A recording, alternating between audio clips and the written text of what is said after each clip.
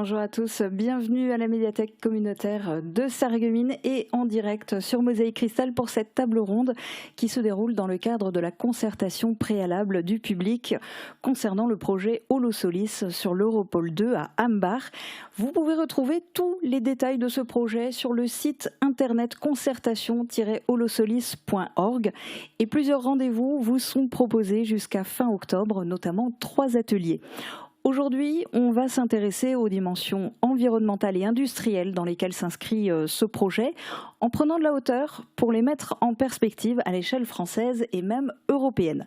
Plusieurs experts sont là pour en parler. Jean-Jacob Boom-Vickers, président d'Holosolis, Elisabeth Bertin, déléguée RTE dans le Grand Est, Bruno Flochon, directeur énergie, climat et économie circulaire à la région Grand Est, et avec nous aussi, même si c'est en visio, Aurélie Picard, déléguée générale du comité stratégique de filière CSF Nouveau Système Énergétique, Carole Mathieu, directrice des affaires publiques de TSE, et Valérie Boyer, responsable du dialogue territorial chez Iberdrola France. Merci beaucoup à tous les 6 de participer à cette table ronde. Et pour plonger dans le vif du sujet, je vais demander à Jean-Jacob Boom-Vickers de prendre la parole en premier. Merci beaucoup, Julia. Alors, bien sûr, on est très content d'être ici avec vous. Je pense qu'il y a quelques slides que l'on voulait montrer pour mettre en exergue le projet et surtout la situation du marché actuel. Comme vous le savez probablement, nous avons aujourd'hui un grand problème de réchauffement climatique avec une planète qui brûle. Et nous avons besoin de régler et de gérer notre problématique d'émissions de carbone. Et l'Europe veut aller vers une neutralité carbone à 2050. Et en attendant, le pacte vert européen souhaite que nous allons à une neutralité carbone zéro émission en 2050 et en 2030, c'est-à-dire dans 7 ans, de réduire de 55% nos émissions d'effet de serre et de gaz par rapport à 2010. Donc c'est une tâche extrêmement serrée et on a peu de temps pour le faire. Et les objectifs que nous avons au niveau de l'Europe, si on veut retourner sur la slide, c'est qu'il y a donc un passage obligatoire vers les énergies renouvelables, parce qu'aujourd'hui, la majorité de notre électricité que nous avons ici en Europe est produite à partir d'énergies fossiles, comme vous pouvez le voir sur le graphe sur la gauche. Et la seule solution, ou la solution la plus efficace, la moins chère et la plus facile à déployer, c'est le photovoltaïque. Et donc c'est pour ça qu'aujourd'hui, un projet comme Holosolis, qui veut aider au développement de l'installation du photovoltaïque en Europe, est crucial. Si on peut passer à la prochaine slide, s'il vous plaît. Donc aujourd'hui, ce que l'Europe veut faire, c'est aller vers cette fameuse neutralité carbone. Et la problématique que l'on a en Europe, c'est que la quasi-totalité, plus de 70% des panneaux photovoltaïques, des batteries et des éoliennes en mer que l'on installe aujourd'hui dans le monde sont fabriqués en Chine. Et si l'Europe veut vraiment avoir une souveraineté industrielle et énergétique, elle doit automatiquement développer son industrie ici. Parce qu'il y a une grande différence entre dire j'ai une industrie, une indépendance énergétique et une souveraineté énergétique. Et il nous faut une souveraineté énergétique.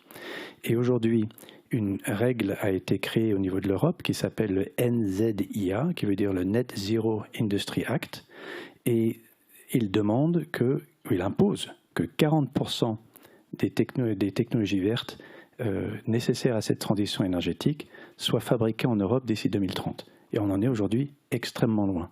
Donc nous avons un très grand marché devant nous à établir parce que nous avons totalement perdu cette industrie du renouvelable qui initialement était inventée en Europe. Et le photovoltaïsme a été inventé en France en 1836, tenez-vous bien, donc c'est vraiment une industrie très très vieille, mais qui a vraiment connu son développement et son apogée ces dernières années. Donc il y a énormément de travail à faire, et si on va sur la prochaine slide,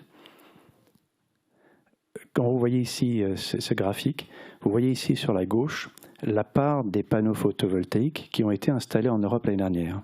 L'année dernière, il a été raccordé au réseau 42 gigawatts de panneaux photovoltaïques, et uniquement moins de 10% de ces panneaux étaient d'origine européenne. Et l'objectif de l'Europe, avec ce NZIA, c'est que d'ici 2030, 40% de ces panneaux soient fabriqués en Europe. Et nous, Holosolis, comme vous pouvez le voir, nous serons une toute petite part de cette partie européenne. On aura besoin, plus ou moins, d'avoir encore une dizaine d'usines comme celle d'Holosolis pour pouvoir atteindre cet objectif de 40% de panneaux fabriqués en Europe. Et pour aller à la prochaine slide, le projet Holosolis, et qu'on installe ici dans la région de Sarreguemines-Hambach, c'est de créer une usine de panneaux et de cellules photovoltaïques sur la zone d'Europol. Et cette usine produira chaque année 5 gigawatts de panneaux et de cellules photovoltaïques. Ça représente grosso modo 10 millions de panneaux photovoltaïques. C'est suffisant pour rendre 1 million de panneaux de foyers indépendants chaque année avec leur propre production électrique. Et ça représente surtout 1700 emplois dans la région, des emplois indélocalisables et un investissement de plus de 700 millions d'euros à faire dans la région. Voilà. Et la décarbonation énergétique, c'est un enjeu de taille, on le sait. RTE, Réseau et Transport d'électricité, a particulièrement planché sur la question avec un rapport de plus de 600 pages, qui est le résultat d'une large concertation avec de nombreux acteurs de l'énergie. Alors ça a permis d'aboutir à 6 scénarios de mix énergétique pour l'horizon 2050. Elisabeth Bertin, je vous laisse nous en dire plus sur les enjeux du système électrique français. Bien volontiers.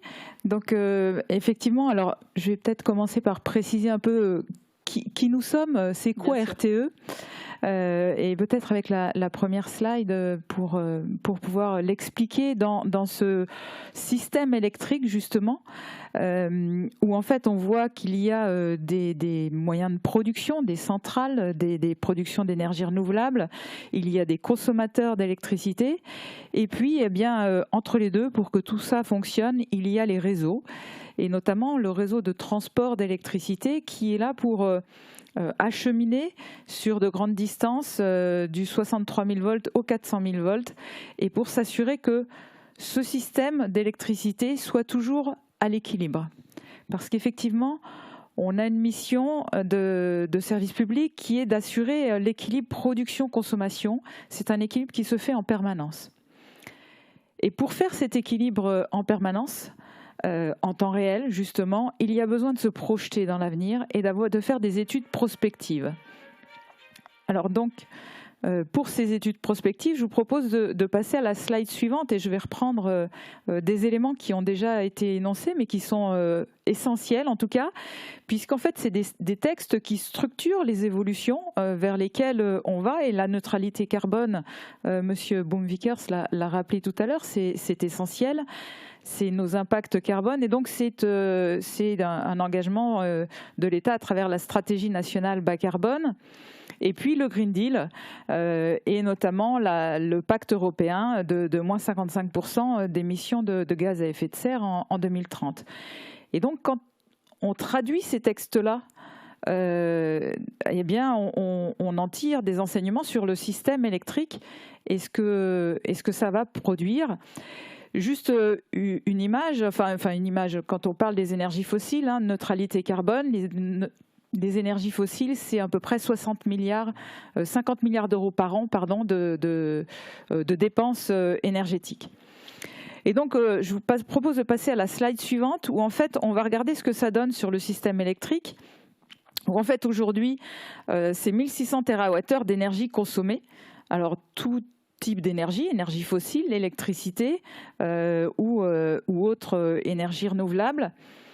Et quand on se projette en 2050, on voit qu'il y a une grande évolution. Neutralité carbone veut dire qu'il n'y a plus d'énergie fossile, et ça veut dire donc une consommation différente et forcément une électrification beaucoup plus importante. Beaucoup plus importante. Alors quand on passe d'un système à l'autre, on voit deux choses. On voit moins 40% de consommation d'électricité, de consommation globale. Moins 40%, j'y reviendrai tout à l'heure pour voir comment on traduit ces moins 40%. Et puis on voit de fait une augmentation importante de la part d'électricité dans le système électrique, dans nos énergies de demain.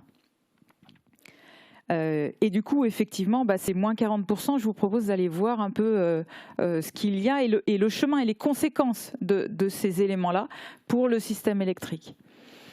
Et donc, pour s'assurer de couvrir tous nos besoins d'électricité, on vient de le voir, une augmentation importante de l'électricité. Nous avons plusieurs leviers qui existent.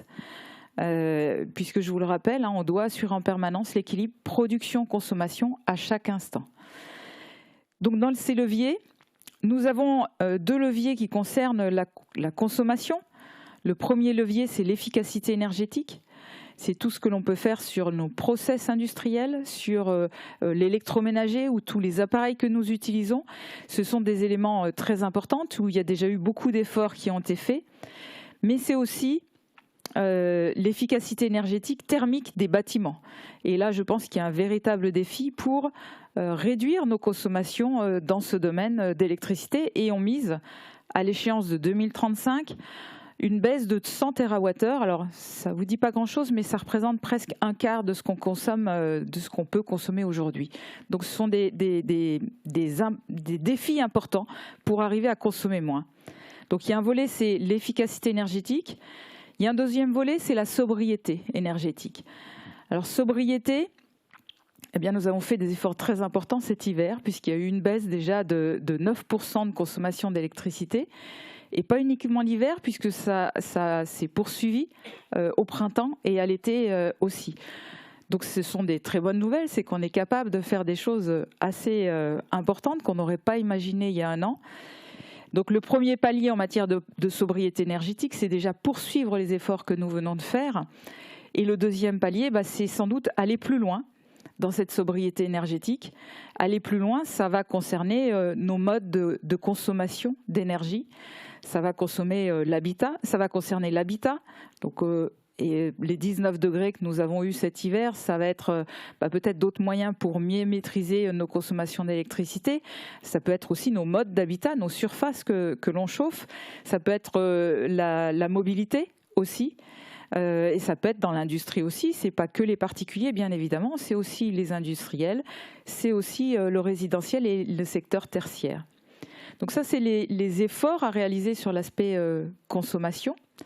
Et puis, il y a un deuxième point, c'est la production, puisque je vous dis, le système électrique, c'est un équilibre production-consommation, toujours. Et donc, sur la production, quand on regarde, pour se projeter jusqu'en 2035, c'est une production nucléaire importante, plus importante que ce qu'on a pu avoir les années précédentes. Mais en tout cas, on sait que nous n'aurons pas de nouveau nucléaire avant 2035. Et en l'occurrence, donc, sur l'aspect production, ce qui est essentiel, c'est l'aspect renouvelable, développement des énergies renouvelables. Et donc, je vous propose de passer justement à la slide suivante parce qu'on se rend compte qu'il y a un besoin de massification très important du développement des énergies renouvelables, une augmentation de la production de plus de 4 fois par rapport au rythme que l'on a aujourd'hui, jusqu'en 2035.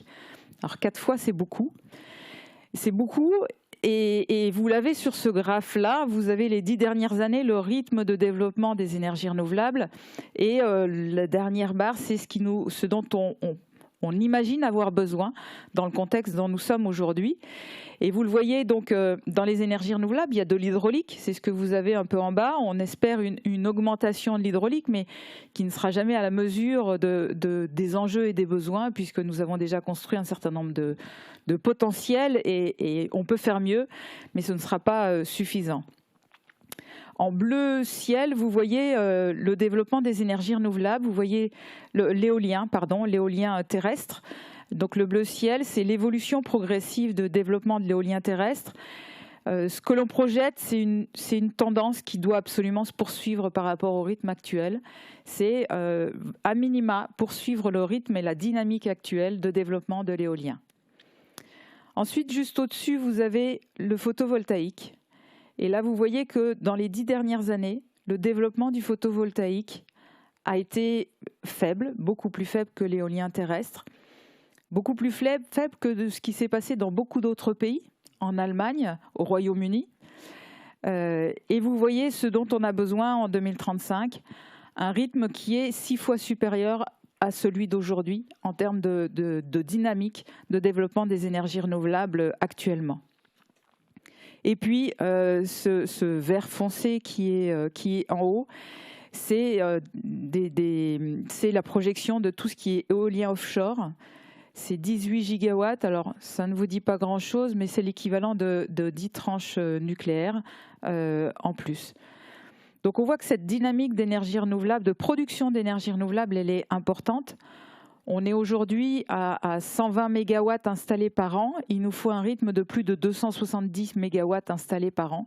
Donc, il y a un véritable enjeu énergétique pour produire ces énergies. Et nous avons besoin, vous l'avez vu dans les slides, de ces 4 leviers que j'ai cités, d'efficacité énergétique, de sobriété, de nucléaire, de maintien du nucléaire, en tout cas jusque 2035, il n'y aura pas de nouveau nucléaire, et surtout de dynamique de développement des énergies renouvelables. C'est des enjeux essentiels pour notre souveraineté énergétique en France. Et on a vu que ça prenait beaucoup plus d'importance avec la crise que nous vivons au niveau de l'Europe ou de la guerre en Ukraine. Donc ce sont des objectifs très ambitieux mais atteignables, clairement, puisque d'autres pays en Europe l'ont fait. Donc il n'y a pas de raison qu'on ne sache pas le faire. Atteignable et sur lequel je pense qu'on a tous les moyens pour y arriver. Eh ben on va voir ça aussi aujourd'hui au cours de cette table ronde. Et vous l'avez dit, l'un des leviers, voire un levier qui peut s'avérer majeur dans la transition énergétique, c'est l'industrie. La filière des nouveaux systèmes énergétiques s'inscrit pleinement dans l'objectif national de transition écologique. Le comité stratégique de filière CSF a un double objectif de transition énergétique et de réindustrialisation de la France. Alors Aurélie Picard, la déléguée générale du CSF Nouveaux Systèmes Énergétiques, va pouvoir nous en dire plus.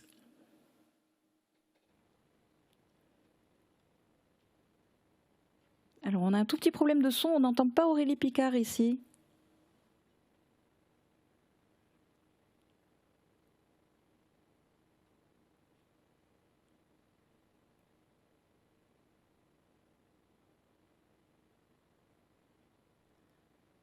Les aléas du direct et des visios.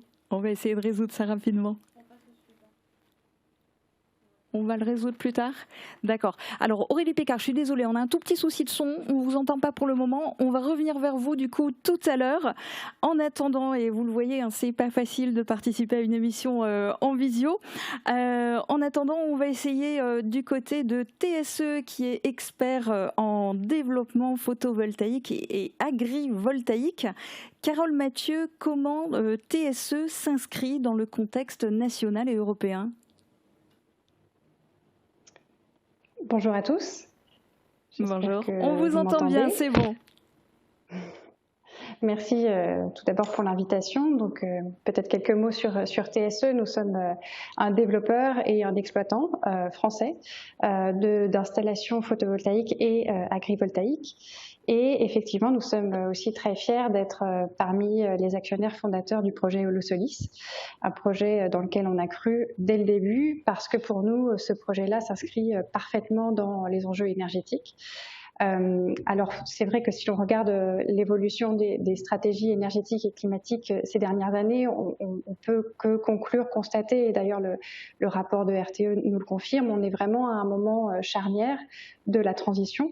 On est en Europe, ce continent qui très tôt a saisi les enjeux, le danger lié au réchauffement climatique et qui a pris des engagements très, très ambitieux et collectivement à 27.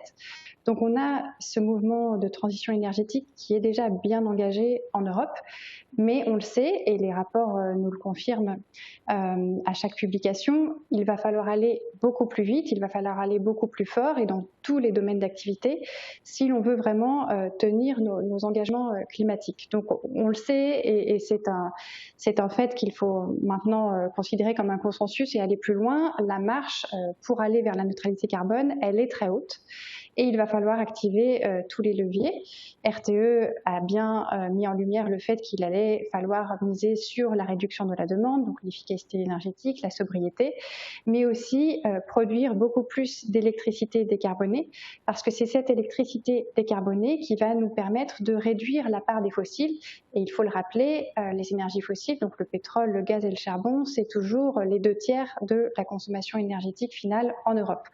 Donc il y a un chantier énorme à réussir et finalement l'espace de quelques années, parce que 2050, en fait, c'est demain quand on regarde les cycles industriels.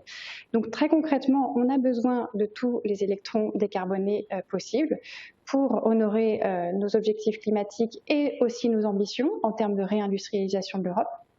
Donc le nucléaire et les énergies renouvelables très vite, sinon on va vers ce mur énergétique que la ministre de la Transition énergétique nous a décrit pour l'horizon 2035. Donc on est à ce moment de bascule, soit on choisit effectivement de tirer les leçons de ces analyses, de ces rapports d'experts et d'accélérer le mouvement pour basculer vers ce monde qui ne sera plus dominé par les énergies fossiles, mais bien par l'électricité décarbonée, avec cette large part d'énergie renouvelable, soit on décide qu'on n'est pas finalement à la hauteur de nos engagements. Mais évidemment, ce n'est pas la trajectoire qui se dessine et les politiques européennes ont jusqu'ici encouragé. On a ce socle, ce consensus en Europe pour porter un développement très soutenu des énergies renouvelables. On a encore eu la validation d'une nouvelle directive européenne ces derniers jours qui donne des objectifs de déploiement des énergies renouvelables encore plus ambitieux pour l'horizon 2030. Donc on a ces politiques-là en Europe qui sont finalement en place depuis bien une décennie, mais qui se concentrent sur la partie aval de la chaîne de valeur. On a en fait une sorte d'angle mort depuis le début dans la politique européenne de l'énergie et de la transition énergétique, c'est toute la partie amont. Et le risque dont on prend conscience finalement depuis quelques années, peut-être c'est 2020 le tournant, c'est ce risque de voir émerger une nouvelle forme de dépendance qui ne soit plus liée aux combustibles fossiles, mais qui soit liée à ces technologies que l'on doit importer pour construire cet avenir durable, que ce soit pour les batteries, le photovoltaïque ou encore les électrolyseurs pour la partie hydrogène. Et sur ces chaînes de valeur-là, qui vont être stratégiques pour notre avenir et pour la compétitivité industrielle de demain, on voit qu'il y a une bataille industrielle, une bataille commerciale entre tous les grands blocs régionaux. Donc bien sûr la Chine, qui a été à l'initiative et qui a vraiment une politique industrielle en la matière, mais aussi les États-Unis, qui ont récemment répondu avec une loi sur la réduction de l'inflation qui vise à inciter l'implantation d'activités industrielles sur le sol américain, mais aussi en Inde ou encore au Japon et en Corée. Et donc c'est à l'Europe de réagir. Et on le voit depuis quelques années, la notion de politique industrielle, qui était jusque-là tabou, ne l'est plus. Et c'est maintenant une priorité. Dans les discours, c'est même ce qui est annoncé comme l'axe majeur du prochain mandat de la Commission européenne, donc après les élections de 2024. Et on a un alignement finalement des 27 sur la nécessité de réagir et de mettre en place des politiques qui, cette fois-ci, viennent structurer une industrie européenne pour ces chaînes de valeur stratégiques. Et on voit émerger différentes mesures. On en a déjà parlé, la loi sur les technologies net zéro, donc qui vient de l'échelon européen et qui va ouvrir des perspectives sur la façon dont on prend en compte la résilience, la soutenabilité dans ces appels d'offres qui aujourd'hui structurent l'expansion du secteur photovoltaïque, mais aussi à l'échelle des États membres. On a en France la loi sur l'industrie verte, on a des crédits d'impôt qui sont en train d'être mis en place dans les prochains projets de loi de finances. Donc on voit que toutes les pièces du puzzle sont en train enfin de s'assembler. Et nous, acteurs de la filière, donc développeurs, on a le souhait, en tout cas du côté de TSE, de finalement faire notre part, de soutenir, d'accompagner des projets comme celui de l'Olosolis, parce qu'ils viennent d'abord porter un horizon industriel auquel on croit, que l'on juge robuste et qui répond à un besoin, mais qui vont aussi permettre de préparer l'avenir et donc contribuer à l'ensemble de la filière solaire européenne. Donc c'est un peu l'origine de notre volonté de soutenir le projet Holosolis, parce qu'on pense qu'à ce moment précis de l'histoire de la transition énergétique européenne, on a besoin de projets comme Holosolis pour compléter ce tableau et sécuriser un avenir qui soit vert et qui soit compétitif. Eh bien, merci beaucoup pour votre témoignage et restez en ligne. On va revenir vers vous tout à l'heure. La transition énergétique, c'est déjà une histoire de longue date pour Iberdrola. Valérie Boyer, expliquez-nous comment vous vous inscrivez dans les dynamiques françaises et européennes. Oui, bonsoir. Donc, je représente Iberdrola. Donc, on s'inscrit pleinement dans la dynamique de développement des ENR en France et en Europe. On a vu avec les précédents témoignages que c'était réellement un enjeu majeur de sortir des énergies fossiles. Donc, Iberdrola, c'est un producteur et fournisseur d'énergie verte qui contribuent à réduire les émissions de gaz à effet de serre, alors bien sûr à l'échelle française et à l'échelle européenne, mais également à l'échelle internationale, puisque les émissions de gaz à effet de serre se comprennent à l'échelle aussi internationale. Donc nous sommes pleinement dans cette logique et cette ambition des objectifs européens à la fois de réduction des émissions de gaz à effet de serre et de neutralité carbone. Donc, si on peut passer à la slide suivante. Donc, comment on contribue alors très concrètement à la transition énergétique en Europe? Iberdrola, c'est un groupe international mais d'origine espagnole. Et on produit dans le monde 41 000 mégawatts d'énergie renouvelable. Donc on est largement contributeur de cette dynamique de développement en étant leader dans la construction, l'exploitation et la distribution d'énergie renouvelable à grande échelle. Mais comme je l'ai dit, nous avons un fort ancrage en Europe, puisqu'en Espagne, nous sommes le premier énergéticien du pays et le premier producteur d'énergie éolienne. Et en Europe, nous sommes présents en France, au Royaume-Uni, en Allemagne, Pologne et en Grèce. Voilà, donc Iberdrola, expert mondial d'énergie renouvelable, donc on couvre tous les domaines des énergies renouvelables, l'éolien offshore, le solaire, donc que ça soit le solaire flottant au sol, et bien évidemment agrivoltaïsme, qui aujourd'hui est un enjeu stratégique fort pour le développement des énergies renouvelables, et l'hydroélectricité et bien sûr l'éolien onshore. Slide suivante, s'il vous plaît. Alors, du coup, par rapport en nous, alors Iberdrola concrètement, c'est 11 parcs terrestres et surtout la mise en service du parc éolien en baie de Saint-Brieuc. Qui envoie des électrons déjà sur le réseau, dont a parlé RTE. Donc ce parc éolien en mer, c'est pour vous donner des chiffres concrets, c'est 62 turbines, c'est 496 mégawatts de puissance installée et c'est un investissement de 2,5 milliards. Donc, vous voyez, la dynamique de développement des énergies renouvelables nécessite aussi des investissements importants.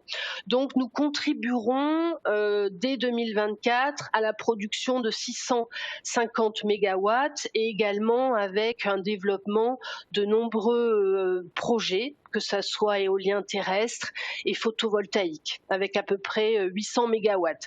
Alors, concrètement, en termes de couverture de consommation, parce que c'est ça aussi qui nous intéresse, pour vous donner concrètement un exemple, le parc éolien de Saint-Brieuc, c'est 10% des besoins énergétiques de la Bretagne, dont l'approvisionnement énergétique est un vrai enjeu.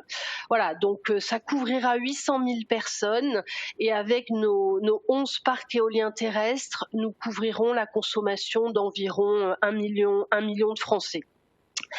Alors Iberdrola, c'est aussi des solutions de décarbonation industrielle. Donc c'est aussi un enjeu majeur pour atteindre les objectifs de réduction des gaz à effet de serre, puisque l'industrie a une part importante dans les bilans d'émissions de gaz à effet de serre. Donc on a un pôle spécialisé dans ces solutions de décarbonation avec des projets, des conseils en termes d'autoconsommation. Donc par exemple l'installation de panneaux photovoltaïques sur des bâtiments industriels. Les PPA, alors ça c'est un terme que l'on entend beaucoup et un acronyme anglais, mais ça veut dire Power Purchase Agreement, et c'est un contrat qui permet à une entreprise de se fournir en électricité verte directement auprès d'un producteur d'électricité renouvelable. Voilà, donc là également, en termes de solutions de décarbonation industrielle, les PPA sont en voie de développement important. Voilà, donc je voulais également, donc on a parlé de décarbonation et de développement des énergies renouvelables à l'échelle française et européenne, mais on a un projet de parc solaire à très forte proximité du projet Holosolis, puisque on a donc ce projet de revalorisation d'un ancien site industriel Solvay. Donc je pense que beaucoup de personnes ici connaissent l'histoire de Solvay, et on va transformer cette friche industrielle en parc de production d'énergie renouvelable. Donc on a 3 communes sont concernées, Herbitsheim, Willerwald et Sarralbe, 2 départements et 2 intercommunalités, la communauté d'agglomération Sarreguemines-Confluence et la communauté d'agglomération Alsace-Bossu, avec lesquelles nous travaillons très étroitement pour réussir ce projet. Donc c'est un montant d'investissement de 70 millions. Et l'intérêt, au-delà d'une production d'énergie renouvelable, c'est aussi de miser sur l'utilisation de sites déjà bétonisés. C'est-à-dire que on ne va pas bétoniser de nouveaux sites naturels. Donc on s'inscrit pleinement dans la loi ZAN, zéro artificialisation nette, qui est une nouvelle réglementation pour éviter l'expansion de la bétonisation. Voilà, donc cette production d'énergie verte, elle va notamment servir à approvisionner d'autres sites Solvay, donc à travers un contrat de 6 PPA dont je viens de vous parler, donc fourniture d'électricité à Solvay à un prix fixe, avec un enjeu évidemment très important pour les industriels, puisque ce contrat à prix fixe garantit la non-volatilité du coût de l'énergie. Donc dans le process industriel, ces contrats de fourniture d'électricité à prix fixe sont très importants. Voilà, et je voulais juste vous montrer l'emplacement exact. Donc en fait, ce projet de parc solaire est aujourd'hui envisagé sur les bassins de décantation des Soudières, voilà, donc qui ont été utilisés jusqu'en 1983. Et après, ces bassins ont servi pour le stockage de déchets inertes et non dangereux jusqu'en 2019.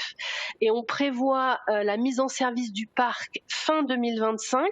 Alors, ce qui nous intéresse également aujourd'hui, c'est que ce parc, aujourd'hui, au stade de conception du projet, prévoit environ 90 000 panneaux photovoltaïques pour une puissance installée d'environ 65 mégawatts crête. Donc voilà, des opportunités à discuter avec Holosolis, sachant que pour notre projet de parc éolien offshore, on a travaillé avec Siemens Gamesa, on a contribué à l'implantation de Siemens Gamesa au Havre, puisqu'on a été les premiers à passer commande à l'entreprise qui compte aujourd'hui 1000 salariés. Et Iberdrola Monde a aujourd'hui un projet de parc éolien offshore, donc en mer, aux États-Unis, et on va s'approvisionner auprès de General Electric à Saint-Nazaire et à Cherbourg. Donc voilà, un enjeu effectivement effectivement de réindustrialisation de la France pour assurer notre souveraineté, mais on compte et on souhaite y contribuer largement. Eh bien, merci pour votre intervention et merci de nous avoir dévoilé en avant-première le projet sur le territoire du côté de Sarralbe. On va essayer de rétablir la connexion, si c'est possible, avec Aurélie Picard. On va retenter notre chance. Aurélie Picard, est-ce qu'on vous entend? Dites-nous. Bonsoir, est-ce que vous m'entendez? Oui, c'est bon. Très bien. Donc, pour situer mon propos, j'anime l'association du nouveau système énergétique. C'est une dynamique qui a été lancée par l'État, qui réunit les institutionnels et les industriels autour de l'industrie de la transition énergétique. La question sur laquelle on travaille, c'est comment, par rapport aux investissements importants qu'on fait dans l'énergie et dans la transition énergétique, on développe en France et en Europe une industrie. Le périmètre sur lequel on travaille, c'est les énergies renouvelables, dont le solaire, les technologies de décarbonation, le stockage de l'énergie, notamment les batteries, et les réseaux électriques, gaz et chaleur. Et on a 1200 membres qui sont particulièrement actifs et on échange très régulièrement avec l'État et on signe un contrat de filière tous les 2 ans avec l'État, où les industriels s'engagent et l'État s'engage sur les actions à mettre en place pour développer l'industrie de la transition énergétique dans un effort commun. Et donc j'aimerais témoigner ce soir de l'accélération autour de cette question de l'industrie de la transition énergétique.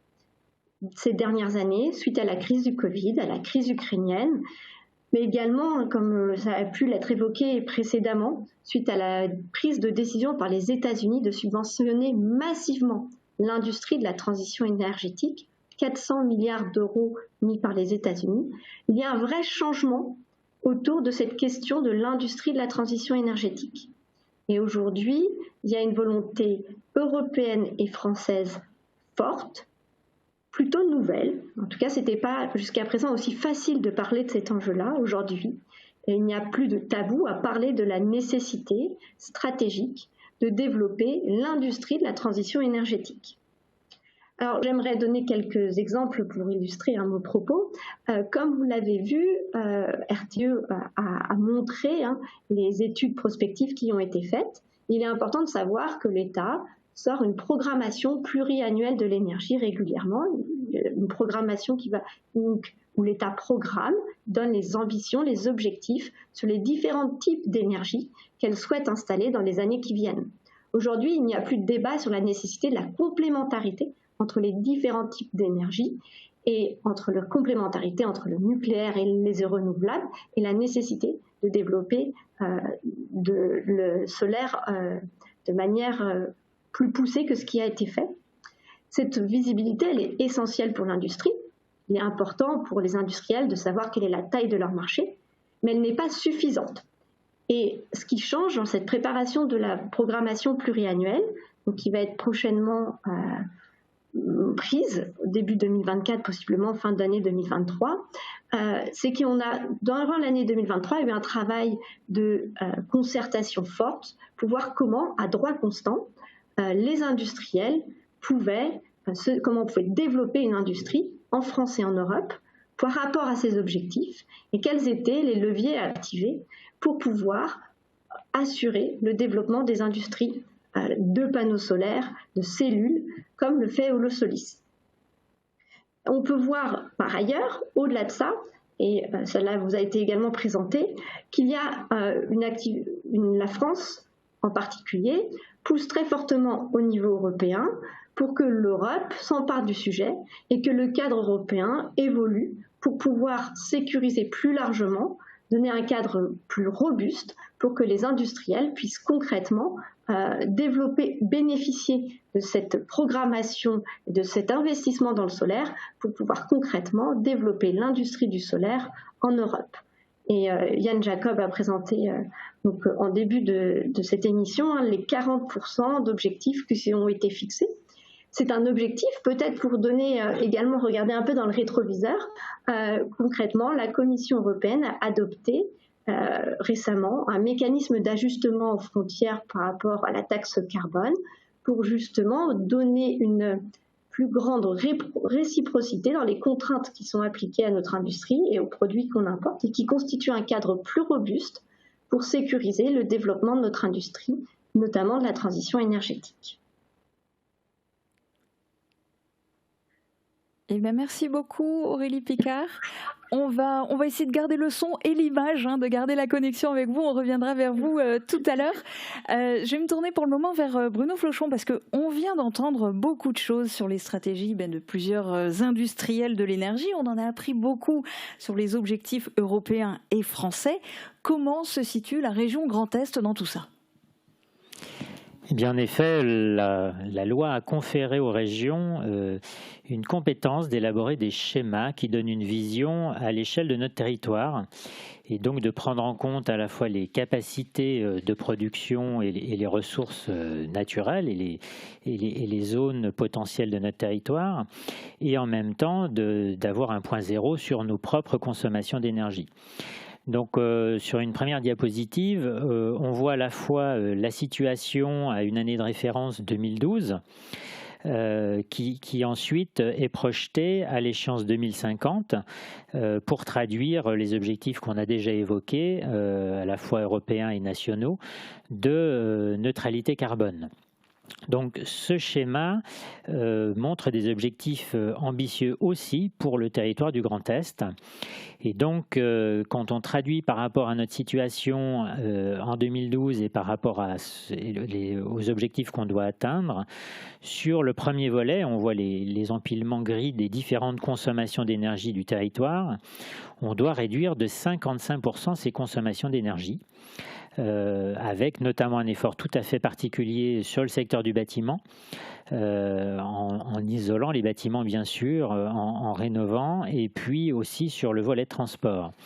Donc ça nous fait passer de cette façon de plus de 200 TWh d'énergie 2012 à 89 objectif 2050. Donc ça, c'est vraiment le premier pas à assurer. Et en parallèle, on doit aussi agir sur l'augmentation de la production d'énergie renouvelable. Et cette fois-ci, la multiplication à l'échelle de notre région doit se faire x3, toujours par rapport à cette même année de référence 2012, pour atteindre nos objectifs 2050. Et évidemment, parmi les différentes sources d'énergie renouvelable, le solaire photovoltaïque a une grande place à assurer dans ce mix énergétique. Alors ce qui est intéressant de voir, c'est est-ce que ces objectifs sont atteignables, est-ce qu'ils sont raisonnables. Donc bien sûr qu'ils n'ont pas été établis sur un coin de table, mais on voit sur la diapositive suivante qu'on est déjà dans une trajectoire intéressante avec des premières échéances qui étaient fixées à 2021, qui ont été atteintes sur les différents volets. Alors le premier volet qu'on voit en haut, c'est un volet d'émissions de gaz à effet de serre. Donc là, les années de référence réglementaires qui étaient indiquées, c'était 1990. Donc il y a différents facteurs. Il y a des facteurs positifs, d'efforts. On a évoqué les efforts de sobriété qui ont été réalisés notamment depuis un an par tous les acteurs et les Français en particulier. Il y en a qui sont moins favorables. Certains sont liés, ces réductions d'émissions, à des fermetures d'entreprises et d'usines.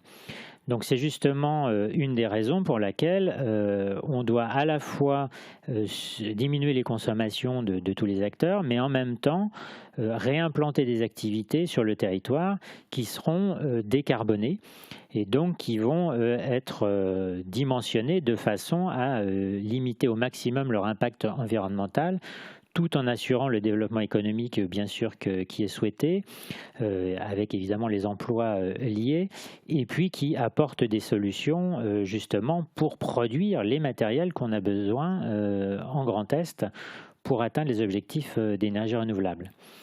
Toujours sur cette diapositive, on voit d'autres points qui, eux, ont aussi été atteints sur la réduction de consommation d'énergie et sur l'atteinte de la part des énergies renouvelables dans la consommation d'énergie en 2021.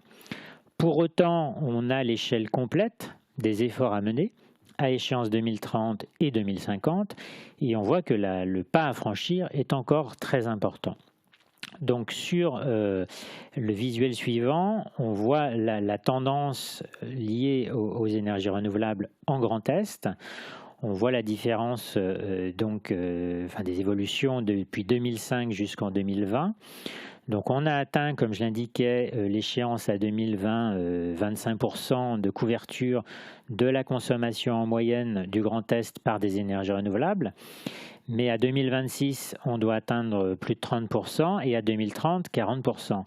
Donc il faut qu'on puisse agir sur tous ces leviers afin d'atteindre ces objectifs. Il n'est pas question de faire que de l'éolien ou que de l'hydraulique, mais bien de tenir compte des capacités du territoire, d'utiliser des friches, ça a été évoqué, des friches industrielles pour implanter des panneaux, de voir là où il y a du potentiel de vent, là où il y a des possibilités sans être trop en proximité des habitations, de développer la géothermie et ainsi de suite, de façon à avoir un mix énergétique équilibré en parallèle de la réduction de consommation. Et sur le dernier visuel que l'on propose, on voit aujourd'hui quelle est la répartition justement de ces différentes filières dans la couverture, dans la production d'énergie renouvelable sur le territoire. Donc les données les plus récentes compilées sont de 2021, mais donc l'évolution évidemment de certaines filières est plus importante. On voit qu'aujourd'hui, c'est le bois énergie sur la partie gauche qui assure la plus grosse partie de la production d'énergie du territoire, avec près de 40% de toutes les productions d'énergie renouvelable. On sait que petit à petit, ce potentiel n'est pas illimité, qu'on doit tenir compte du renouvellement des forêts et des autres services que la forêt peut fournir. Donc, ce n'est pas un potentiel illimité. Et c'est surtout les autres filières qui vont croître progressivement. Alors l'hydroélectricité, la deuxième filière, de la même façon, on a déjà équipé beaucoup de nos fleuves et nos rivières en grosses installations. Ce n'est pas là non plus qu'on va avoir le plus gros potentiel de croissance. Sur le plan éolien, on est la deuxième région de France, après les Hauts-de-France, en termes de production. Il y a encore un potentiel, alors il y a un potentiel qui n'est pas partout le même, soit parce qu'il y a déjà un nombre d'installations qui est suffisant sur certains territoires, soit parce qu'il y a bien sûr des contraintes en termes de vent, en termes de proximité avec des habitations, qui font qu'on ne peut pas implanter ce type d'installation partout. Mais il y a d'autres vecteurs. On parle des agrocarburants, donc la région est fortement contributrice à la production nationale. On parle de l'aérothermie. Sur le biogaz, la méthanisation, on a encore un potentiel de développement conséquent, même s'il n'est pas illimité non plus. La région Grand Est est la première région de France en matière de production de biogaz. Et enfin, on arrive effectivement au photovoltaïque, qui a enregistré une très forte progression en 2021 par rapport à 2020. On voit plus de 32%. Mais on est très très loin du plafond et c'est certainement une des filières sur lesquelles on peut imaginer un potentiel de croissance le plus important. Et enfin, donc, on a les questions de valorisation des déchets avec leur valorisation énergétique. Cette filière-là, évidemment, n'est pas illimitée. On souhaite d'abord réduire la production de déchets avant d'incinérer ce qui ne peut pas être recyclé ou évité. Et enfin, on a les deux dernières filières, géothermie et solaire thermie, qui, elles aussi, ont des potentiels de croissance importants. Donc c'est vraiment ce mix énergétique qui nous paraît une solution équilibrée, adaptée aux potentialités de la région Grand Est et qui doit répondre en parallèle aux enjeux climatiques. Bien sûr, le pari ne sera gagné que si on arrive à réduire les consommations d'énergie d'une façon très conséquente pour arriver à réussir cette équation. Et je crois que vous êtes tous d'accord là-dessus. Merci beaucoup. Vous l'avez entendu tous, vos 6 interventions nous donnent un large aperçu de la situation à différentes échelles, régionales, nationales, européennes. On voit qu'il y a beaucoup d'axes de progression, qu'il y a beaucoup de projets, alors certains concrétisés, d'autres en cours de réalisation, d'autres encore en réflexion.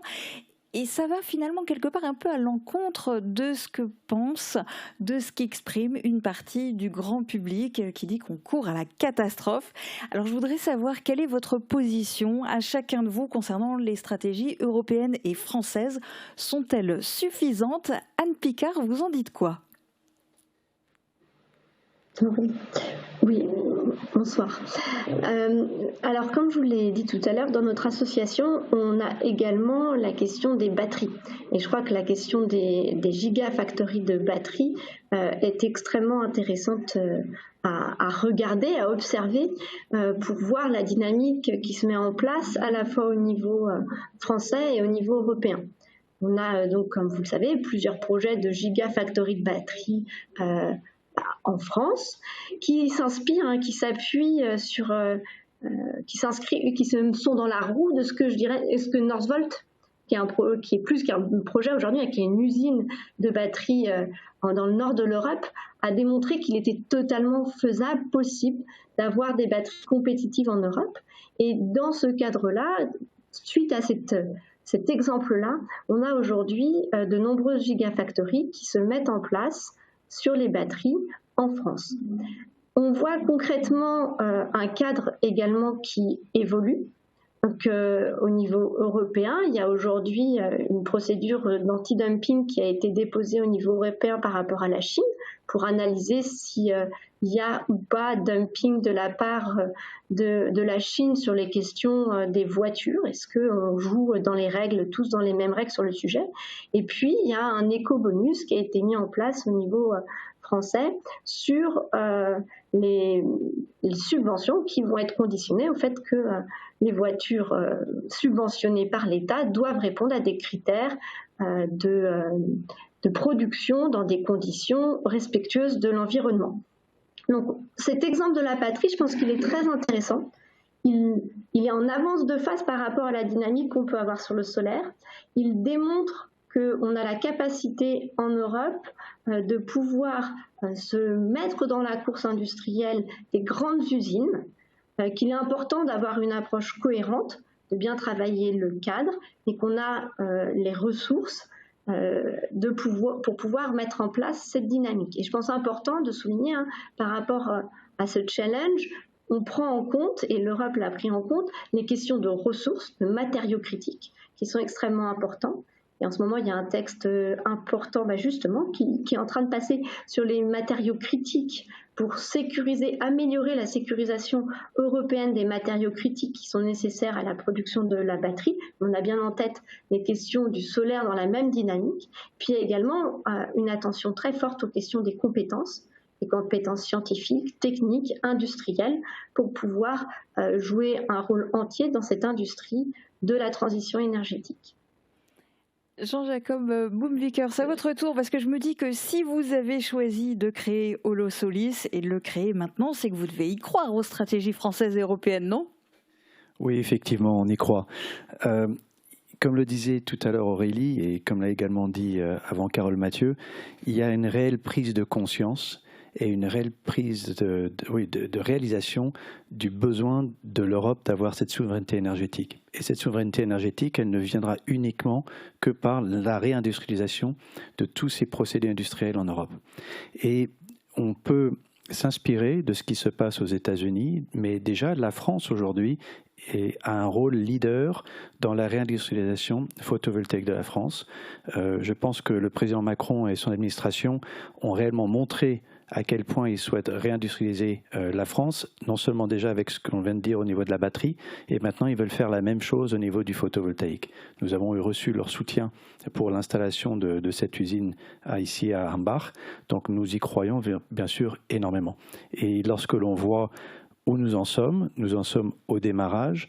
Il y a déjà un certain nombre de règles qui sont en train d'être votées, comme la loi de l'industrie verte, la loi des crédits d'impôt pour l'investissement de l'industrie verte. Donc il y a un certain nombre d'actions qui sont faites, mais là où je suis d'accord avec ma collègue de RTE, c'est qu'il y a encore énormément de route à faire. On a vu qu'il y a une réelle transition énergétique à engager. Il est très bien de voir qu'il n'y a plus de débat entre est-ce que c'est le nucléaire ou le renouvelable. Non, c'est le nucléaire et le renouvelable. On en aura besoin pour cette transition énergétique. Donc la route est en marche, la machine est en marche et je compte bien aider à ce qu'elle soit totalement installée. Valérie Boyer, au sein d'Iberdrola, on en dit quoi des stratégies françaises et européennes ? Oui, je rejoins complètement ce qui vient d'être dit. On y croit aussi. On y croit notamment grâce aux dernières déclarations de notre ministre, Agnès Pannier-Runacher, qui a fait plusieurs annonces récemment, dont la volonté d'une loi de programmation énergétique qui a revu ses ambitions à la hausse. On a quand même dans cette loi qui va être débattue, qui ne l'est pas encore, mais une ambition de doublement du rythme solaire, on l'a dit, à 5 gigawatts par an, le maintien du rythme de l'éolien terrestre à 1,5 gigawatt. Pour l'éolien offshore, elle a annoncé la semaine dernière, à l'issue des débats publics de façade, puisqu'ils vont démarrer en novembre sur chaque façade maritime française, la planification de l'éolien offshore en mer, et elle a annoncé donc le lancement d'un large appel d'offres en 2024-2025 de l'ordre de 10 gigawatts. Donc c'est vrai qu'on y croit, on est confiant. On est confiant aussi parce que en mars 2023, il y a eu la loi a été approuvée la loi d'accélération de la production des énergies renouvelables, avec notamment création de zones d'accélération. Donc ce sont des zones qui devront accueillir en priorité les installations de production d'énergie renouvelable.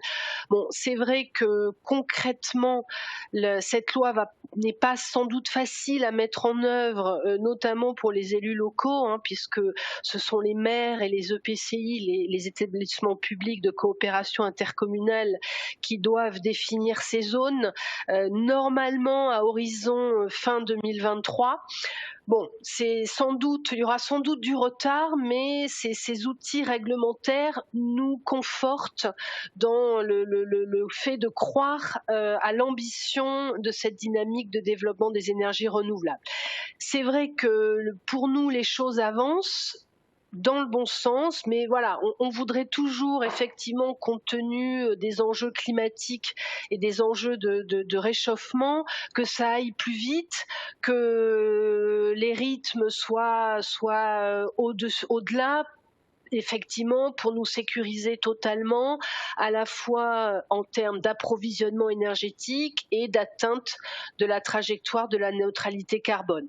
Mais voilà, nous sommes confiants et nous croyons à cette dynamique et à la poursuite de cette ambition forte. Ça va dans le bon sens. RTE fait partie intégrante de la stratégie française, n'est-ce pas ? Oui, tout à fait. On l'a vu à travers le système électrique. C'est un enjeu très fort d'électrification de la majorité de nos usages.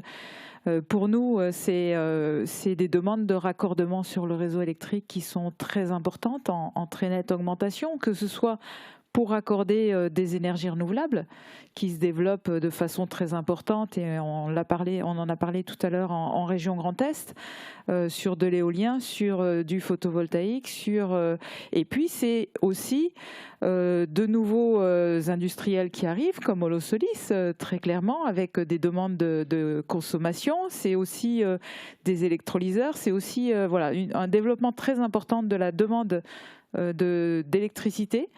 Et donc, oui, nous sommes au cœur du système pour que l'ensemble puisse se mettre en place. Et c'est un enjeu essentiel pour le pays, bien évidemment. Au niveau de TSE, Carole Mathieu, vous, est-ce que vous auriez voulu que la France et l'Europe visent plus haut ? Oui, toujours. Après, notre sentiment, c'est que ça va dans le bon sens. D'ailleurs, il y avait un rapport il y a quelques semaines produit par des économistes français et allemands qui comparait le cadre incitatif aux États-Unis et en Europe pour justement la réimplantation de projets industriels sur ces filières solaires, hydrogène, batterie, etc. Et leur conclusion, c'était que les montants, enfin le niveau d'incitation était en fait comparable. Donc ça, c'est une bonne nouvelle. Progressivement, on rattrape notre retard, mais c'est vrai que quand on regarde le cas européen et français, ce qu'on constate, c'est que la machine, elle est nécessairement plus lourde, les discussions sont plus longues et les dispositifs, ils visible à l'heure actuelle. Donc si on veut réussir, pour nous, il y a 2 mots d'ordre. C'est accélérer, que ce soit le déploiement et sur la réindustrialisation, et puis simplifier autant que possible pour que les choses se mettent en place le plus rapidement possible et qu'on rattrape notre retard. Parce que c'est vraiment une course de vitesse. Donc aujourd'hui, on a la prise de conscience. Maintenant, il faut qu'elle se matérialise par un cadre qui soit opérant. Bruno Flochon, si la région Grand Est développe sa propre stratégie, c'est parce qu'elle trouve que les orientations nationales et européennes sont insuffisantes ? Non, c'est pas vraiment ça, mais pour répondre à votre question, il y a deux volets à prendre en compte. Il y a d'une part les objectifs. Donc nous pensons que ces objectifs sont déjà ambitieux. On les a traduits au niveau régional. Donc nous croyons que c'est vraiment la voie à suivre, que ce soit les objectifs européens ou traduits dans les lois nationales, notamment françaises. En revanche, il y a l'autre volet. Donc la région a mis en place des dispositifs pour accompagner les communes à rénover les copropriétés, à réduire leur consommation d'énergie. Elle soutient aussi les développements d'énergie renouvelable. Mais toute cette politique qui a été mise en place par la région et sous la présidence de Franck Leroy est bien limitée aux moyens dont la région dispose pour accompagner les différents acteurs, que ce soit les particuliers, les entreprises et les collectivités. Et donc il y a un besoin de soutien fort national et européen, à la fois financier pour accélérer ces démarches, parce qu'on n'a pas un budget suffisant pour accompagner massivement les projets, et notamment les plus gros d'entre eux, et aussi un cadre réglementaire qui soit plus favorable justement au déploiement de ces nouvelles activités et qui permettent une réindustrialisation plus rapide de notre territoire. Alors, autre sujet sur lequel je voudrais que vous donniez chacun votre avis, c'est plus précisément le projet Holosolis. On est loin de l'ancien projet Rexsolar avec des capitaux chinois. Le marché a changé, le contexte européen est favorable. Pour autant, avez-vous tous confiance dans ce projet ? Valérie Boyer, qu'en dites-vous ? Oui, bien sûr. C'est un projet de grande envergure, à la fois pour le territoire, puisqu'il va contribuer à la dynamisation, notamment par la création d'emplois. Et comme on l'a dit tous à plusieurs reprises, bien évidemment un enjeu fort de réindustrialisation et de souveraineté industrielle. C'est vrai que ce projet va largement participer à la chaîne de la valeur verte, ce qu'on a dit, qui permettra de décarboner la France et l'Europe. Donc oui, bien évidemment, on adhère complètement à ce projet. En plus, ce qu'il nous semble, c'est que la production de panneaux solaires en France, c'est aussi un enjeu de produire un panneau avec de l'électricité décarbonée, donc nucléaire et renouvelable. Donc des panneaux parmi les plus vertueux du monde. On le sait que l'enjeu est majeur de s'approvisionner en France plutôt qu'en Asie et en Chine, à la fois pour notre souveraineté énergétique et notre souveraineté industrielle. Donc oui, bien sûr, bravo, et j'espère vraiment que ce projet verra le jour. Elisabeth Bertin, vous, ça fait partie des missions de RTE d'être partenaire d'un projet comme celui de Holosolis à Hambach. Oui, tout à fait. Dans nos missions en tant que telles, c'est indispensable d'accompagner toutes ces évolutions, toute cette dynamique très, très importante et essentielle. Donc oui, nous accompagnons tous les industriels pour assurer leur raccordement électrique, puisqu'on l'a vu, c'est une augmentation, une massification de l'électrification de tous nos usages, de la plupart de nos usages. Et Carole Mathieu, vous, je suppose que vous avez forcément confiance en l'avenir d'Holosolis, puisque TSE fait partie des financeurs de ce projet à Hambach. Oui, en fait, pour nous, le projet, il respecte des exigences fondamentales. Ça suffira pas. Il faut continuer le travail pour que ce soit une vraie réussite. Mais ce qu'on observe, c'est déjà que la feuille de route industrielle, elle est robuste, que Holosolis vise l'excellence, la performance, la compétitivité. Donc, répondra à nos besoins en tant que développeurs. Ensuite, ce que l'on voit, c'est que le projet s'inscrit d'emblée dans une perspective européenne, ce qui est très important pour nous, parce qu'il faut avoir cette taille critique pour que le projet réussisse. Et donc, l'échelon européen est pour nous l'unique échelon pertinent. Ensuite, il y a le soutien des pouvoirs publics, et on l'a dit, sans ça, il est très difficile de faire face à la concurrence. Et puis peut-être en dernier mot, ce qui nous plaît aussi, c'est cette logique partenariale que Holosolis a su initier, à la fois avec des acteurs comme nous de la chaîne de valeur, mais aussi des instituts de recherche, parce qu'on le sait, le défi il est immense et il faudra pouvoir agir de manière concertée, collective, si on veut maximiser nos chances de réussite. Bruno Flochon, la région Grand Est soutient le projet Holosolis, mais est-ce avec une confiance aveugle ? Alors la confiance n'est jamais aveugle, c'est bien parce qu'il y a eu une analyse fine du dossier qu'on peut être confiant aujourd'hui. D'une part parce qu'il y a déjà eu des déceptions dans le passé, il y a eu d'autres projets d'usines photovoltaïques qui devaient s'implanter sur le territoire et qui malheureusement n'ont pas donné suite et au final nous pensons que le candidat Holosolis est d'un bien meilleur niveau que les candidats précédents. Donc on s'en réjouit bien sûr. Ça c'est déjà la première raison, c'est d'avoir une société solide avec un actionnariat et un modèle industriel qui nous semble fiable. Et donc ça c'est un premier élément. Le second élément c'est bien sûr l'enjeu de développement économique et d'emploi. 1700 emplois à terme. La région se mobilise déjà sur les préparations des formations nécessaires, puisque ça fait partie de nos compétences, de façon à ce que la main-d'œuvre nécessaire à tous les niveaux d'activité de l'entreprise soit au rendez-vous à terme. Et puis le troisième enjeu, bien sûr, on parlait de nos objectifs à atteindre en matière de développement de photovoltaïque. Donc on a besoin d'acteurs. On a déjà une usine et qui est la principale usine fabriquant des panneaux solaires en France qui est sur notre territoire, mais qui est très très loin des capacités de production qui sont nécessaires à l'augmentation de la couverture photovoltaïque, bien sûr de notre région, mais aussi des régions voisines et de l'Europe au global. Donc Holosolis, on l'a vu au départ, va contribuer pour une part qui est conséquente, mais qui reste encore une part encore limitée par rapport à tout cet enjeu d'installation. Donc on a besoin d'entreprises comme Holosolis pour atteindre ces objectifs-là et produire plus d'énergie renouvelable et décarbonée. Et Aurélie Picard, quel est le regard du CSF Nouveau Système Énergétique sur le projet Holosolis ?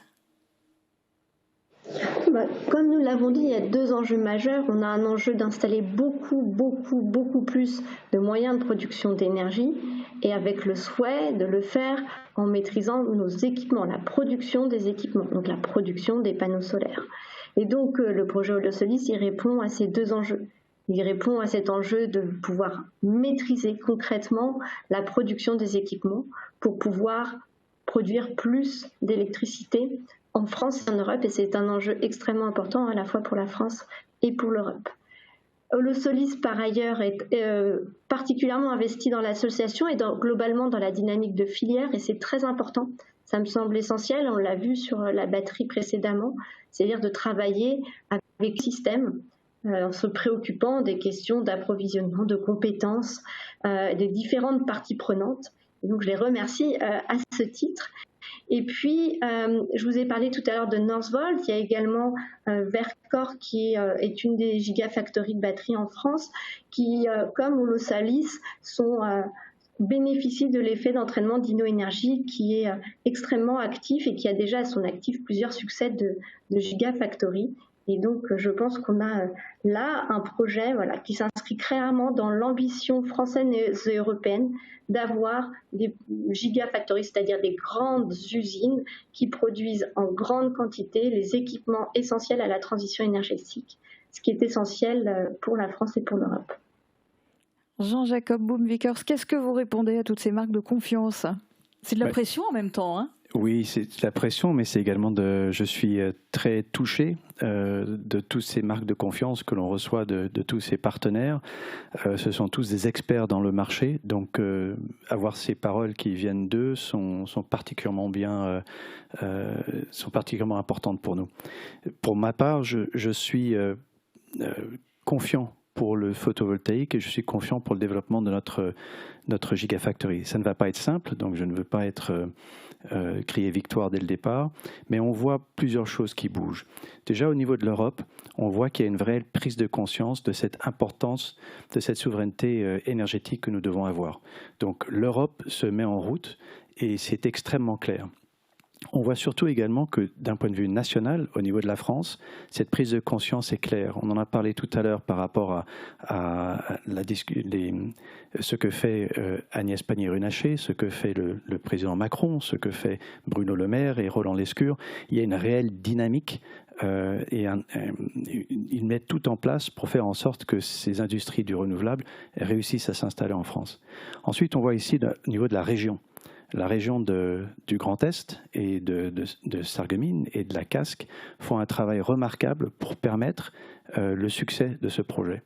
La mobilisation que nous avons ici est incroyable.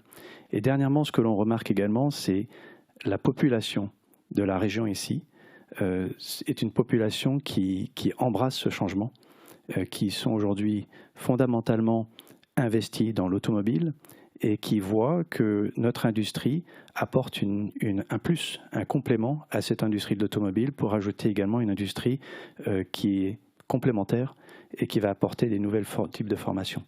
Donc le site est magnifique et je remercie toutes ces preuves de soutien. Je suis moi-même j'ai beaucoup d'espoir que nous allons réussir sur ce site. Et merci à tous les 6 d'avoir détaillé votre point de vue en participant à cette table ronde. Alors je rappelle que la concertation préalable du public concernant le projet Holosolis à Hambar se poursuit jusqu'à fin octobre. Vous pouvez participer à l'atelier environnement mardi 10 octobre à 18h au centre de communication INEOS à Hambar. Au même endroit aura lieu le 3e atelier dédié aux enjeux socio-économiques. Ce sera mardi 24 octobre à 18h. Quant au 2e atelier à propos des incidences du projet sur le cadre de vie des riverains, il aura lieu samedi 21 octobre à 9h30 à la salle polyvalente de Willerwald. Et puis enfin, un grand merci à la médiathèque communautaire de Sarreguemines pour nous avoir accueillis pour cette émission en public. Et puisque le public est là, on va pouvoir en profiter pour échanger, parce que là, vous avez une occasion. Rêvez de poser des questions à des experts. Je vais simplement m'approcher de vous avec le micro et je vais vous demander de vous lever pour qu'on puisse vous filmer en même temps. Est-ce qu'il y a des questions dans la salle ? J'arrive. Donc juste si vous pouvez vous lever. Merci. Voilà, je ne veux pas monopoliser la parole, mais tout d'abord, je voudrais lever une ambiguïté. Le passage aux énergies renouvelables, ce n'est pas uniquement un problème de réchauffement climatique. C'est aussi parce que dans les 20-30 ans, nous allons manquer de l'énergie fondamentale qui a fait la deuxième révolution industrielle, c'est le pétrole. Hein, les gisements de pétrole sont partout mature, c'est-à-dire que plus de 50% a été pompé. Depuis 30 ans, on ne trouve plus de nouveaux gisements de pétrole. Il y a eu un petit intermède avec les pétroles de schiste aux États-Unis et le déclin définitif, c'est à partir de 2025, c'est-à-dire dans 2 ans. Le pic de pétrole conventionnel a été atteint en 2008. Et donc, de toute façon, ça va décliner de façon irrémédiable. En sachant que les révolutions industrielles, notre société, ne fonctionnent que parce que depuis 250 ans, nous avons d'abord maîtrisé le charbon, puis ensuite le pétrole. Ça nous a donné une énergie absolument colossale. Un homme produit 100 watts par jour. Un cheval, 1 kilowatt, 10 fois plus. Une locomotive, c'est 5000 kilowatts. Un avion, c'est 100 000 kilowatts, c'est-à-dire c'est le travail d'1 million de personnes. Un laminoir sidérurgique, c'est 1 mégawatt, c'est le travail de 10 millions de personnes, c'est-à-dire l'équivalent de la région parisienne. Si nous n'avions pas nos esclaves énergétiques, il faudrait 14 000 milliards d'êtres humains pour produire le même travail. Je crois que ça veut dire ce que ça veut dire. Alors donc, si nous voulons pas que notre civilisation disparaisse, elle doit absolument réussir la transition énergétique, donc la 3e révolution industrielle qui passe forcément par le renouvelable. Voilà, donc ça je crois que c'est une chose qui est importante parce qu'il y a beaucoup d'ambiguïté. On mélange changement climatique, certes c'est important, mais c'est surtout la survie de notre civilisation par la maîtrise de l'énergie. Alors, autre question, les investissements nécessaires pour ça, ils sont absolument gigantesques partout dans le monde, que ce soit en Europe, en France, etc. Alors, est-ce que le marché pourra assurer à lui seul ces investissements? Moi, je ne pense pas que ça soit possible. Il faut absolument que les États, l'Europe, interviennent pour créer véritablement une économie de guerre. Parce que pour réussir cette transition, le marché ne suffira pas. Et je crois qu'il faudra vraiment un plan Marshall au point de vue financement pour assurer tout ce développement. Ce n'est pas du tout une question politicienne, hein, c'est une question de capacité thermodynamique, je dirais.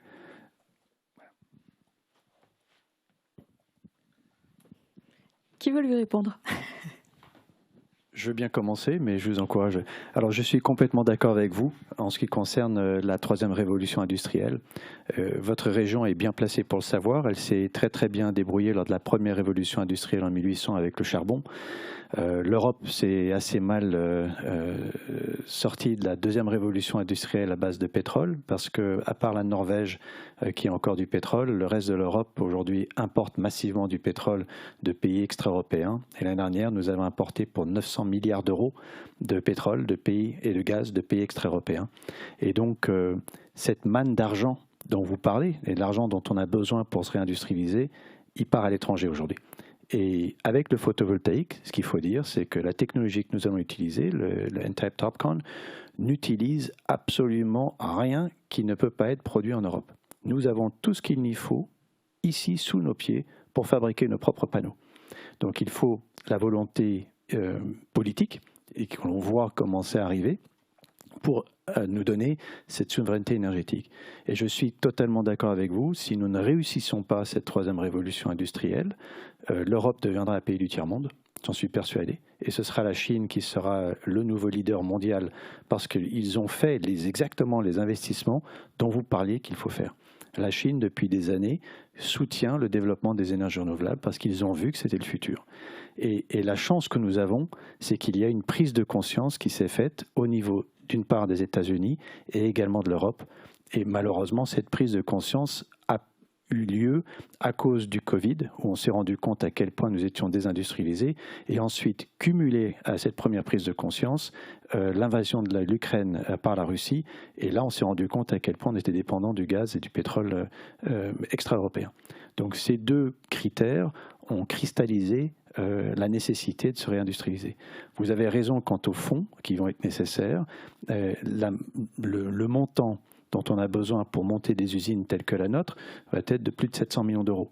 Mais quand vous comparez 700 millions d'euros aux 18 milliards d'euros qui ont été dépensés l'année dernière pour importer les panneaux d'Asie et de Chine en Europe, ou quand vous comparez ça aux 900 milliards d'euros qui ont été dépensés l'année dernière pour acheter du pétrole et du gaz extra-européen, je ne parle même pas du gaz qui était dans la mer du Nord ou en Norvège, l'argent il est là. Et oui, les gouvernements doivent aider, mais je suis également confiant sur les investisseurs privés, les banques, qui pourront apporter les fonds, qui pourront apporter une partie de cette transition et de ce financement. Juste un petit mot pour nos participantes qui sont en visio. Alors je crois que Carole Mathieu a dû se déconnecter, mais Aurélie Picard et Valérie Boyer, si vous voulez vous aussi répondre, vous adresser au public, il n'y a pas de souci, simplement vous me faites signe de la main, on vous voit, on peut vous donner la parole. Je crois qu'au niveau de la région, il y avait un complément de réponse aussi à apporter. Oui, mais je confirme l'intervention qui a été faite est exacte. Il y a le changement climatique qui est un facteur effectivement qui doit nous motiver à aller très très vite, mais c'est pas le seul. L'épuisement des ressources en est un autre, et le pétrole en premier lieu. Hein. C'est vrai que le pic de production a été déjà franchi, donc il faut absolument assurer une conversion de nos sources d'énergie vers des énergies pérennes, dont évidemment les énergies renouvelables, et en parallèle effectuer aussi des investissements très forts justement pour arrêter d'acheter ce pétrole et donc de dépenser de l'argent qui part de notre région et de notre pays, et plutôt investir ces mêmes sommes qu'aujourd'hui on dépense en factures de chauffage par exemple ou d'éclairage dans des travaux qui vont permettre de réduire ces factures. Donc d'abord de réduire les consommations d'énergie, donc d'investir dans du travail local, de la main-d'œuvre, des artisans qui vont rénover les bâtiments, qui vont installer des systèmes efficaces, et puis bien sûr d'installer des sources d'énergie renouvelable, puisqu'on peut en mettre sur les toitures, on peut en mettre, on l'a évoqué tout à l'heure, sur des friches. On peut parfois rendre des services aussi à des productions agricoles qui aujourd'hui subissent justement ces changements climatiques, soit par des averses de grêle ou alors par des surchauffes en été. Et donc des panneaux bien positionnés peuvent permettre de préserver ces cultures. Donc il y a beaucoup de solutions qui sont là. Mais ce qui est vrai aussi, c'est que ces solutions coûtent cher. Donc c'est à la fois de transformer nos factures avec des systèmes justement de prêts sur suffisamment long terme pour que l'investissement qu'on fait soit remboursé par les économies. Ça, c'est ce qu'on peut gagner justement quand on isole un bâtiment et quand on met des panneaux photovoltaïques par exemple. Mais ce sont aussi des moyens supplémentaires qui doivent venir du niveau national et européen. Donc il y a déjà des établissements comme la Banque européenne d'investissement, par exemple, qui nous aide actuellement sur un gros projet de rénovation des copropriétés en Grand Est avec Octave. Mais il y a besoin de plus. Donc c'était ce que je disais tout à l'heure.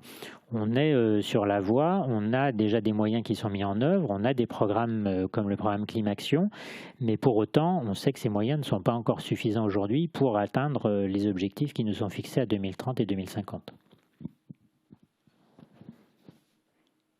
Est-ce qu'il y a d'autres questions ou d'autres interventions ?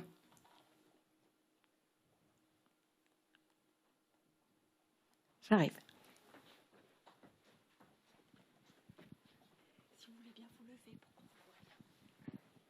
Oui, vous nous parlez d'achat d'énergie à l'étranger.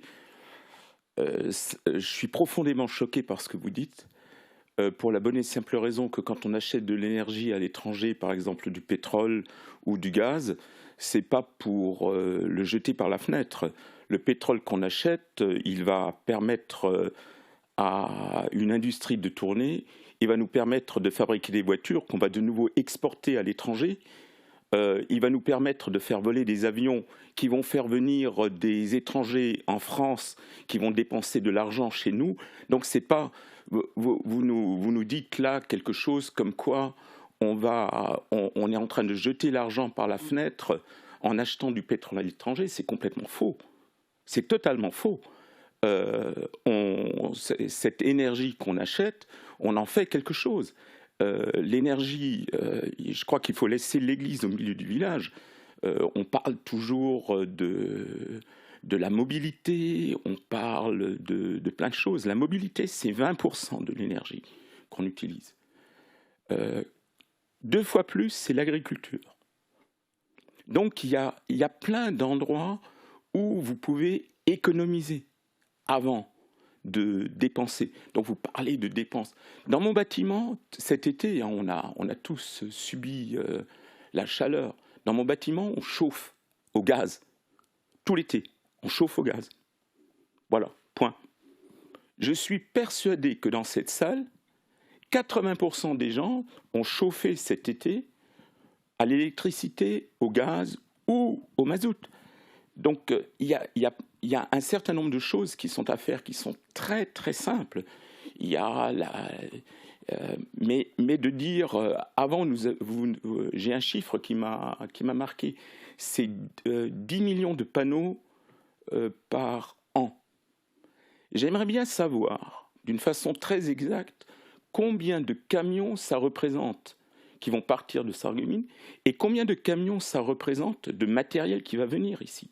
J'habite dans une rue à Sarreguemines donc je n'habite pas à Sarreguemines, j'habite en Afrique du Sud, donc j'ai une vision un peu particulière de la chose.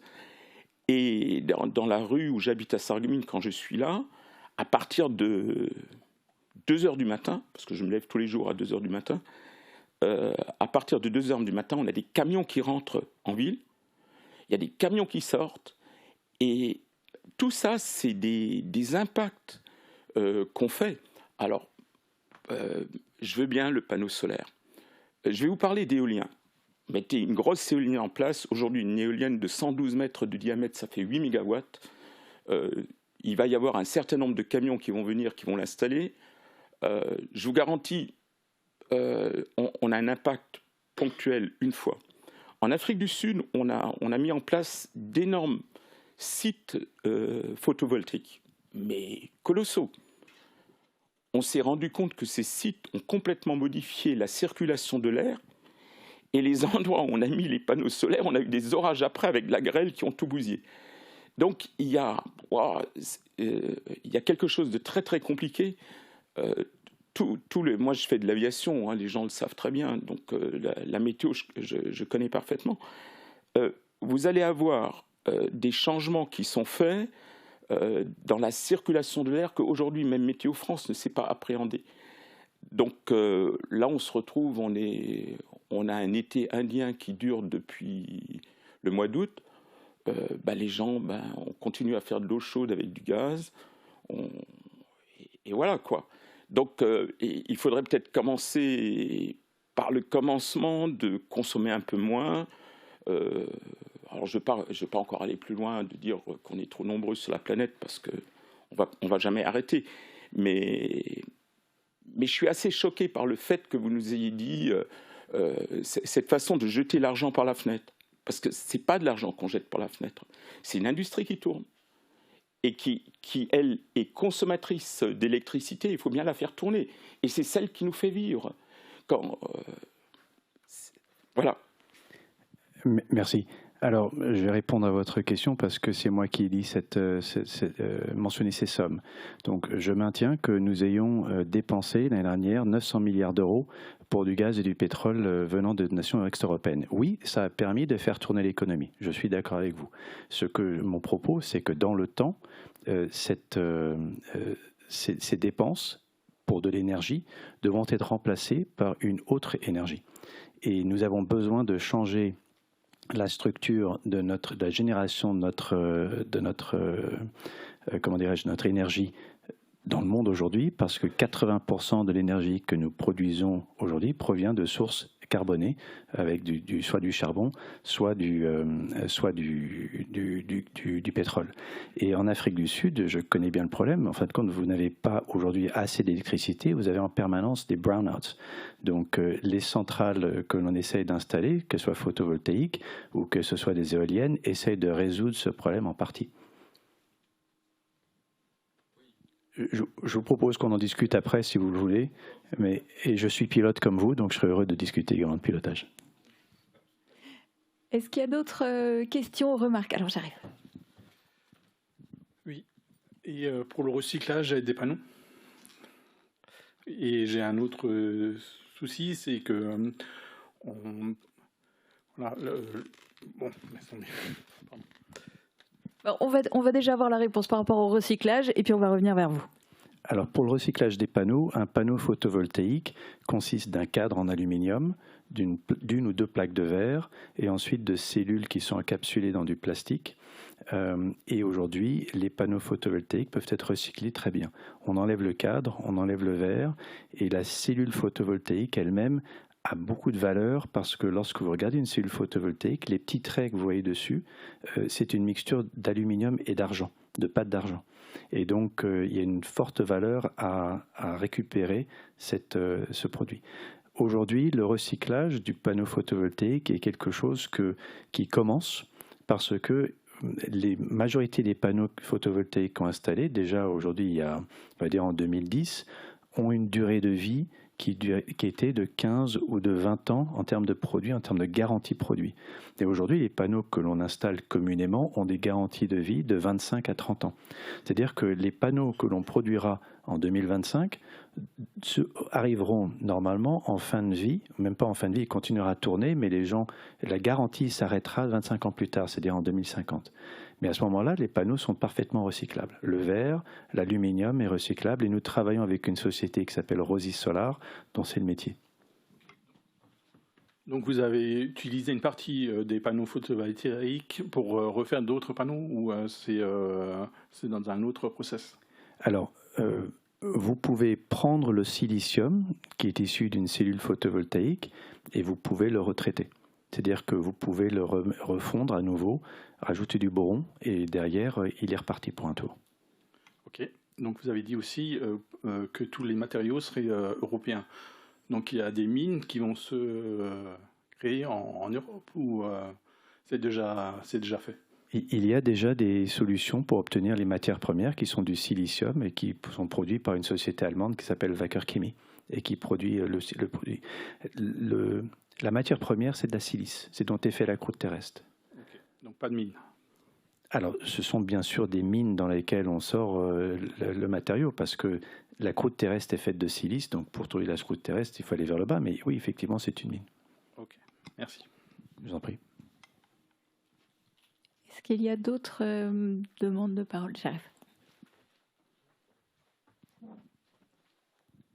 Merci. Voilà, déjà pour dire que je me réjouis du projet et j'espère qu'il arrivera à terme et qu'on aille plus loin également parce que produire 1 million de panneaux photovoltaïques d'ici la fin, enfin disons la mise en route du projet, ça risque éventuellement d'être insuffisant. D'ailleurs, vous avez dans votre projet l'idée d'aller au-delà des 5 gigawatts, c'est-à-dire jusqu'à 7 gigawatts, si j'ai bien lu.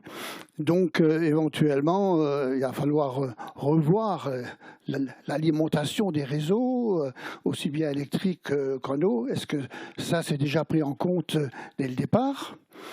Et puis, comme votre projet finalement ne répond qu'à une petite partie du besoin énergétique européen en matière de photovoltaïque, notamment.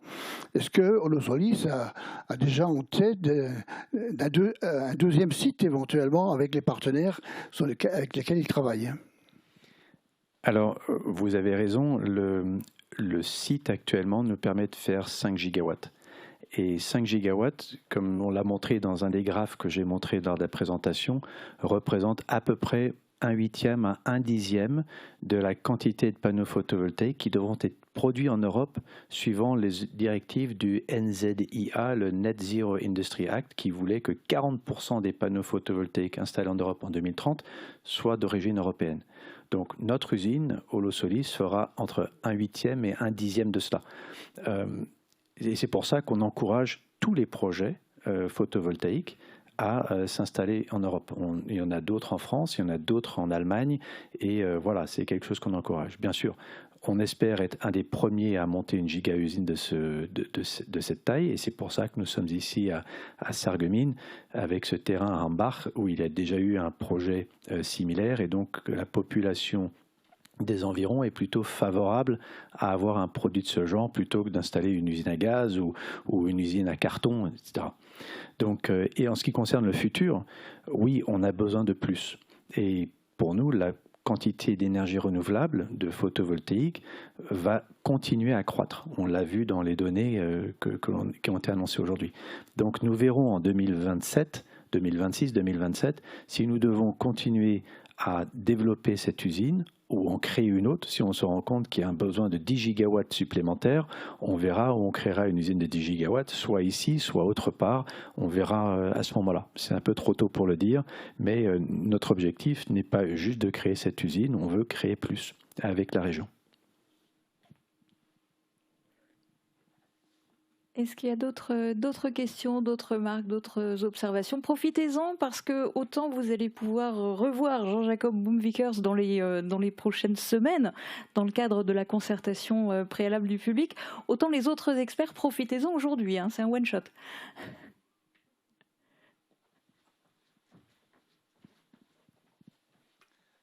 Merci, je voudrais poser une question à Madame Picard concernant les gigafactories. Si j'ai bien compris, vous parlez essentiellement des gigafactories destinées à produire des batteries pour les automobiles, pour le déplacement. Est-ce que ce projet concerne également les batteries qui pourraient être utilisées par les particuliers ou les entreprises pour stocker l'énergie photovoltaïque produite? Puisque l'électricité ne se conserve pas, il faut bien la stocker. Est-ce qu'il y a un projet dans ce sens?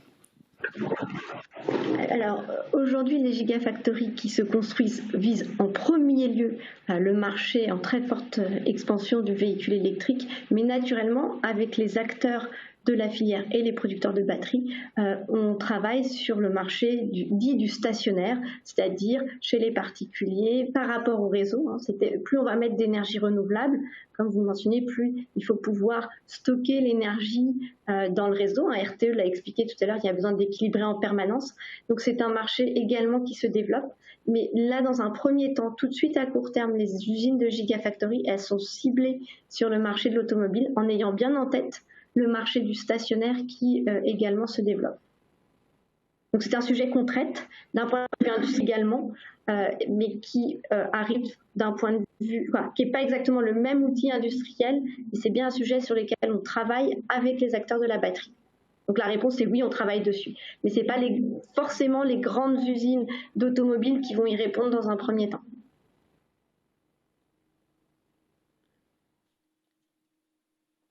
Est-ce qu'on a fait le tour des questions? Il n'y aura pas de regrets? C'est bon? Bon, eh ben on va clôturer alors cette table ronde. Merci beaucoup à tous d'y avoir participé. Je voudrais aussi dire un grand bravo à toute l'équipe technique de Musée Cristal, parce que je vous assure que ce soir, il y a eu pas mal de prouesses techniques qui ont été réalisées pour que tout fonctionne. Merci à tous.